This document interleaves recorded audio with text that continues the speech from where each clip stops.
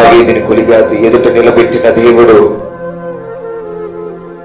దావీదు ఏమన్నా తర్ఫీదు పొందాడా? లేదు.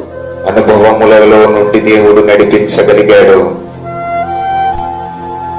ఒక సింహమును చంపగలిగి ఉన్నాడు, ఒక ఎలుగుబంటును చంపగలిగి ఉన్నాడు. అది దేవుడు ఇచ్చిన అనుభవముల నుండి గొలియాతుని ఎదిరించగలిగిన శక్తి నా దేవుడే అనుకున్నాడు. కాబట్టి గొలియాతుని ఓడించగలిగి ఉన్నాడు. ఈరోజు నీ జీవితంలో వచ్చిన శ్రమను నువ్వు ఎదిరించగలగాలి అంటే ఈ శ్రమను ఎదిరించగలిగేది నా దేవుడు మాత్రమే అని నువ్వు విశ్వసించగలిగితే ఈరోజు నీ జీవితంలో ఎటువంటి సమస్యకైనా పరిష్కారం దొరికింది.